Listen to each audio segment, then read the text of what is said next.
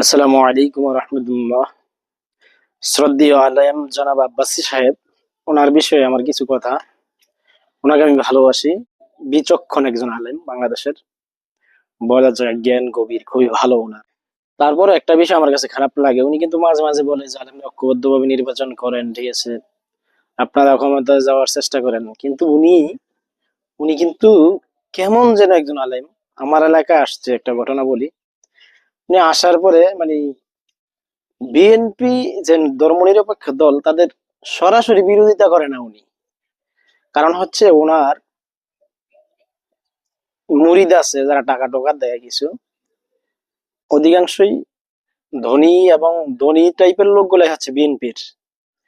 সুতরাং উনি ডাইরেক্ট বলে না। আমার এখানে মাহফিল আসলো, আমাদের ওখানে আসার পরে উনি বলতেছে যে আপনার এলাকায় সবচেয়ে ভালো মানুষ যিনি, তাকে ভোট দিবেন। তো সবচেয়ে ভালো মানুষ ইসলাম পন্থীদের থেকে কি ভালো মানুষ আরো আছে নাকি, যারা কোরআন এবং হাদিস, যারা আল্লাহর আইন জমিনে চায়? সুতরাং আমরা তো ওইভাবেই বলতে পারতেন যে ইসলামিক দলগুলোকে ভোট দিবেন। উনি ডাইরেক্ট ওইভাবে না বলে বলতেছে যে যে ভালো মানুষ, ঠিক আছে, ভালো মানুষ। ফখরুল কি ভালো মানুষ নাকি? সে তো ডাইরেক্ট বলতেছে আমরা শরিয়া বিশ্বাস করি না, সে তো কাফের হয়ে গেছে। সুতরাং আপনি কি বলবেন?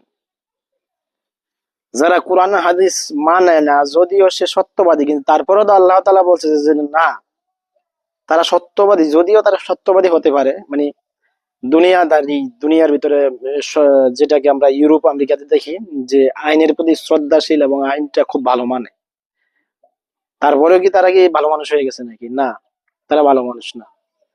যারা ঈমান আনছে এবং ঈমান আনার পরে সৎ কাজ করে, পূর্ণাঙ্গভাবে কোরআন এবং হাদিস মানে, তারাই হচ্ছে ভালো মানুষ। এই ব্যাপারে আল্লাহ তাআলা পবিত্র কোরআনে বলছেন যে তারাই হচ্ছে আল্লাহ তাআলার প্রিয় বান্দা, ঠিক আছে। সুতরাং আপনি ডাইরেক্ট বলেন না কেন যে ইসলাম বন্ধীদেরকে ভোট দিবেন? আপনি ঘুরায় পেঁচায় কথা বলেন, এটি খুব খারাপ লাগে এগুলা, ঠিক আছে। এইসব কারণে আপনাদের জন্যই, আপনার জন্যই বিশেষ করে, আরো কিছু আছে যেমন জমিয়তে ওলামা, ওরাও শিখে ফেলছে আপনার থেকে কথা, ওরাও আপনার টাইপের কথাই বলে। সুতরাং আপনি কোনটাকে সাপোর্ট করেন দয়া করে স্পষ্ট করে বলবেন, একদম স্পষ্ট করে।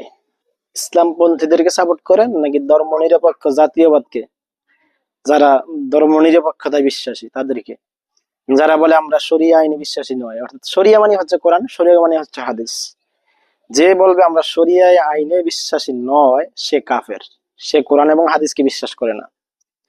সে যেভাবে এই পেঁচায় ঘুরে মাসলা দেখ যে আমি না কোরআন হাদিস মানি, এ সম্পূর্ণ মিথ্যা কথা। সুতরাং সামনেতে স্পষ্ট করবেন ইনশাআল্লাহ। আসসালামু আলাইকুম।